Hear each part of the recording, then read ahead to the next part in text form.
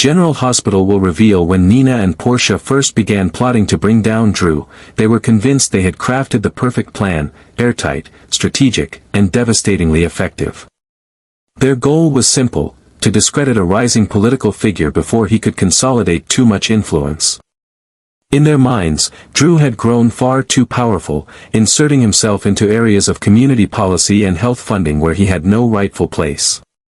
For Nina, targeting Drew was a calculated move in her never-ending war with Carly, a way to tip the scales in her favor and secure continued access to Wiley, ensuring she maintained her image as a devoted grandmother while undermining Carly's perceived moral high ground. For Portia, the motivations were more professional, but no less personal. Drew had questioned several allocations related to hospital outreach programs, inadvertently challenging Portia's authority and forcing her into a defensive position she loathed. Together, they needed a solution that would humiliate Drew publicly without ever implicating them directly. That solution came in the form of Jacinda, a woman with a murky past, a beautiful but volatile presence, and a record that made her the perfect pawn. Jacinda wasn't just vulnerable, she was malleable, and Nina and Portia assumed she could be shaped into whatever role they needed her to play. The original script was deceptively simple. Jacinda would encounter Drew during a staged moment of weakness, ideally under the influence of a carefully administered sedative disguised as a recreational substance.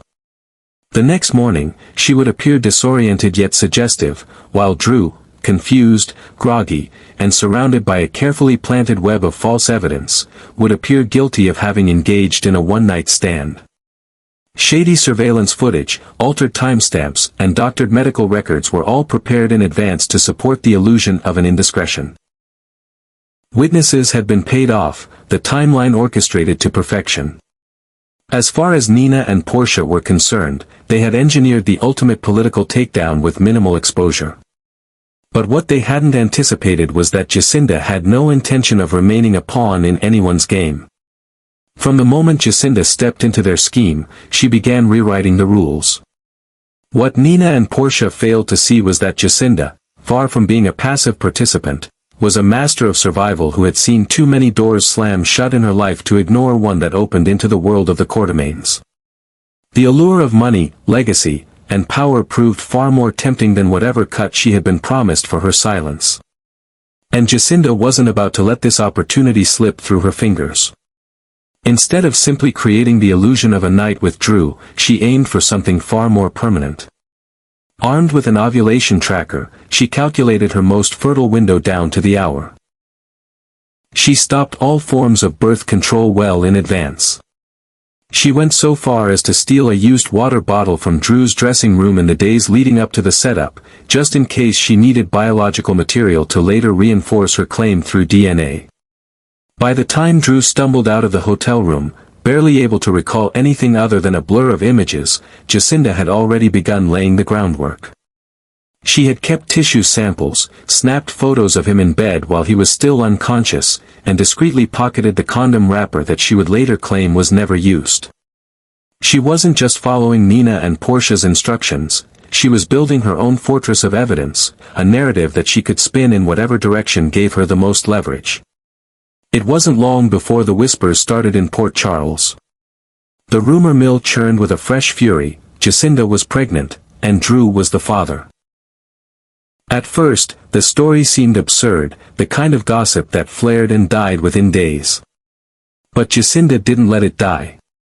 She remained calculatedly silent, refusing to confirm or deny anything. Her absence from public appearances only added fuel to the speculation.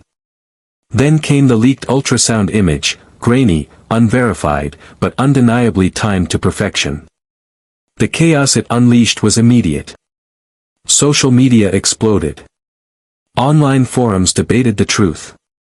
Even within the halls of General Hospital, staff began whispering in break rooms about Drew's love child. And worst of all for Drew, the story made sense to too many people. After all, he had been seen arguing with Jacinda outside a campaign event days before the scandal broke, and his sudden withdrawal from public events did little to quiet suspicions. Nina and Portia, instead of celebrating the humiliation of their target, were now paralyzed by the realization that their weapon had become a rogue missile. The pregnancy, real or fake, had never been part of their design. And now, their fingerprints were all over a conspiracy that could shatter not only Drew's political career but also their own reputations. Portia, a respected doctor, suddenly found herself fending off questions from the hospital board about her connections to a known escort with a criminal record. Nina's uneasy truce with Carly was obliterated overnight as whispers reached Sonny's ears, painting her as the mastermind behind a scheme that endangered not only Drew's career but the welfare of Wiley and Amelia. Even Curtis began asking questions. The tension at home was suffocating. Trust, once broken in his world, was hard to reclaim. Jacinda, meanwhile, thrived in the spotlight. She began leaking cryptic captions on social media, quotes about motherhood, legacy, and destiny, while never directly addressing the scandal. A carefully staged photo of her holding a baby blanket outside Mercy Clinic went viral. She hired a high-profile PR consultant and was reportedly in talks with a reality TV network for an exclusive interview. Whether or not the pregnancy was real, she had already won in the court of public opinion. Her name was now synonymous with Drew, and every denial he issued only made him look more guilty to a public eager for spectacle. For Drew, the damage was devastating. His legal team scrambled to issue cease and desist letters while simultaneously preparing for the possibility of a custody battle he never saw coming. His strained relationship with Monica was pushed to the brink. She had stood by him during darker days, but the idea that her son could have fathered a child with a woman paid to ruin him was too much. She questioned his judgment. She questioned his character. And for the first time, she questioned whether Drew should have any involvement in Amelia's upbringing. But perhaps the most dangerous fallout was yet to come.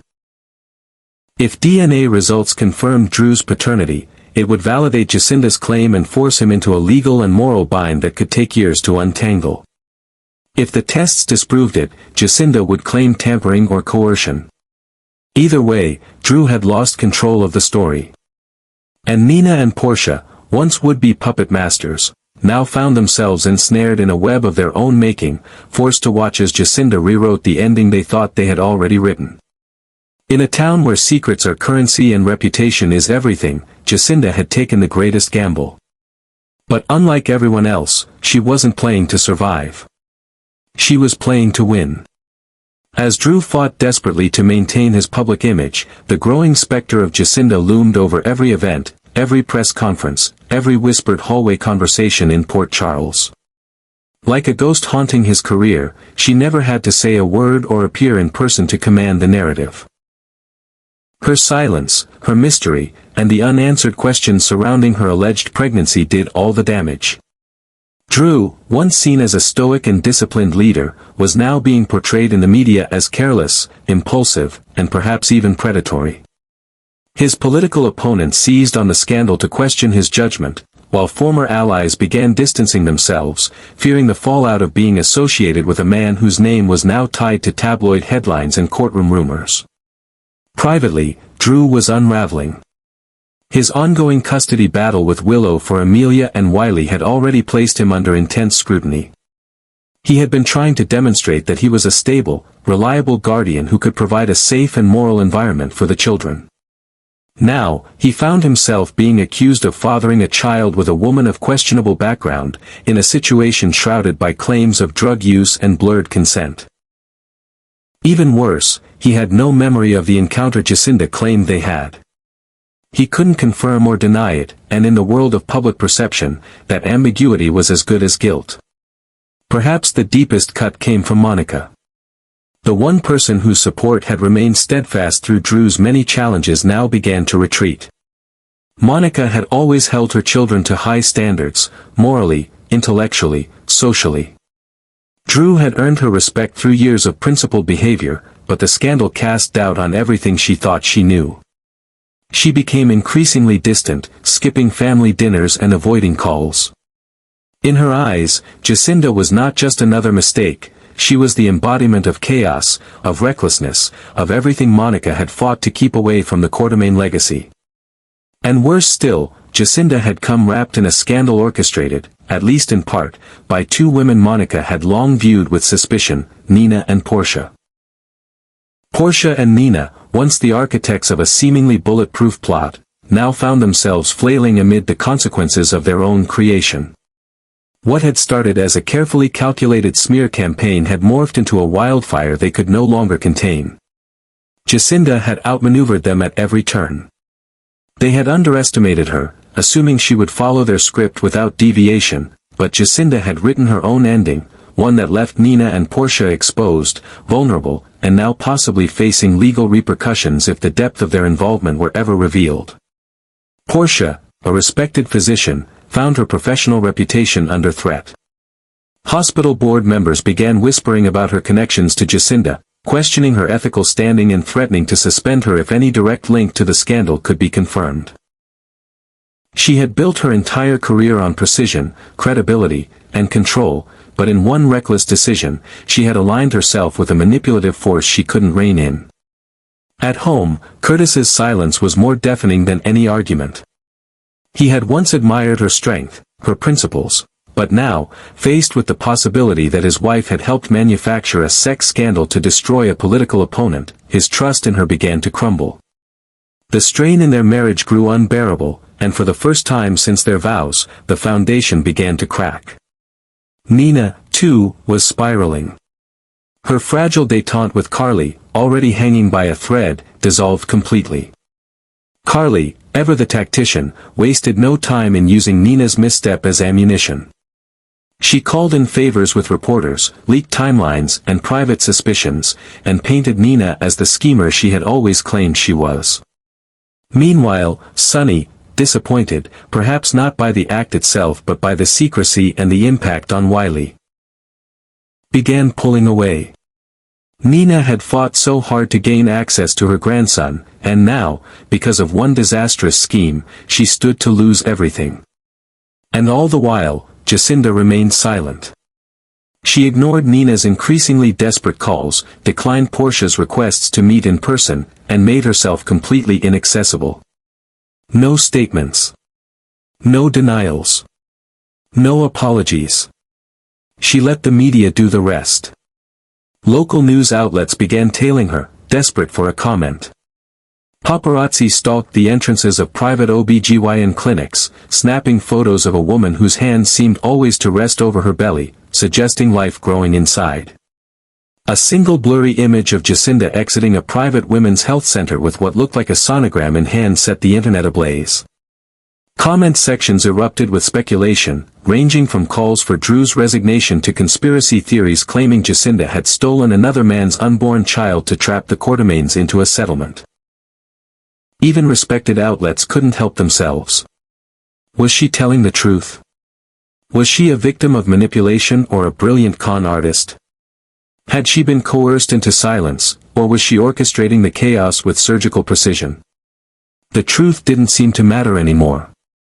The story had taken on a life of its own, and in the court of public opinion, Drew was already guilty of something, if not poor judgment, then naivety, recklessness, or weakness. Behind the scenes, legal teams mobilized. Drew's lawyers began investigating Nina and Portia's communications, hoping to find proof of a larger conspiracy. Subpoenas were prepared. Private investigators hired.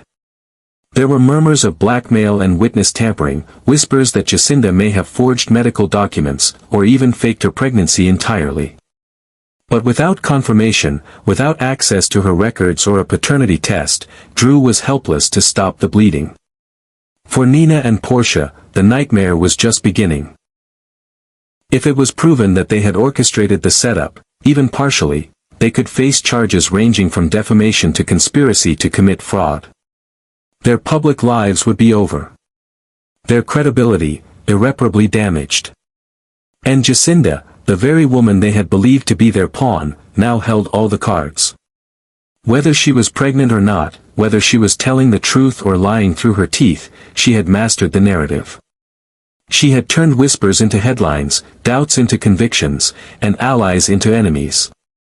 Drew had spent his entire life trying to rise above his past, reclaiming his name, rebuilding trust, proving his worth not only to Monica but to an entire community. But now, thanks to the chaos unleashed by a single night he couldn't even remember, his future hung in the balance. He stood not only to lose his political aspirations, but also his family, his children, and any hope of preserving the legacy he had worked so hard to build. And somewhere, watching from the shadows, Jacinda smiled. Because in a world where perception is power, she had already won. The most pressing question no longer revolves around whether Jacinda is truly pregnant, but whether this entire spectacle will ultimately lead to Drew losing everything he has built. What once seemed like a politically motivated distraction has now spiraled into a full-scale legal and reputational crisis with consequences that could outlive the scandal itself. Drew's legal team, once focused on securing custody of Amelia and Wiley, has now been forced to shift their attention toward a much darker, more insidious threat, uncovering whether their client was deliberately targeted, entrapped, and publicly humiliated as part of a calculated smear campaign orchestrated by Nina and Portia. The implications of such a revelation would be staggering. If it is proven that the plan was intentional, methodical, and malicious, both women could face serious legal charges, ranging from conspiracy, character assassination, defamation, and even criminal fraud depending on how far they pushed Jacinda into executing the deception. What complicates the matter even more is the unpredictability of Jacinda herself. She has become the wild card in this entire saga, a figure whose silence is more damaging than any accusation. If she is lying, if her pregnancy is fabricated, or if the child she carries has no genetic ties to Drew, the potential fallout for her is immense. The legal consequences would be swift and unforgiving. Perjury, fraud, extortion, any of these could be used against her. Her brief moment of fame would curdle into infamy, and every ounce of influence she has accumulated would evaporate overnight.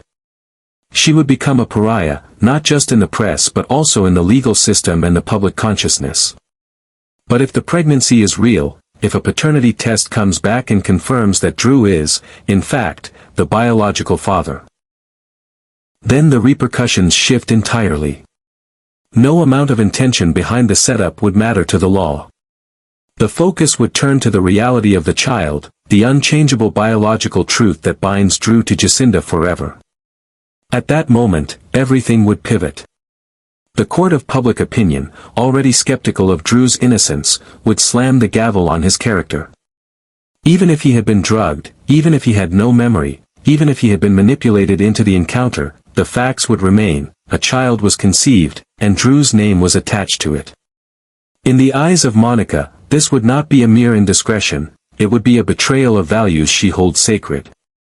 As matriarch of the Quartermain legacy, she has fought to preserve the family name with dignity and respect. For Drew, whom she had grown to see as the moral compass of a sometimes wayward dynasty, this would mark a fall from grace that might never be forgiven. Monica has withstood decades of family scandal, from affairs to corporate betrayal, but this? A child born out of what appears to be either reckless behavior or manipulation. It could prove to be the final straw. She may never look at Drew the same way again, not as a son, not as a guardian to Amelia, not as a leader in the Quartermain lineage.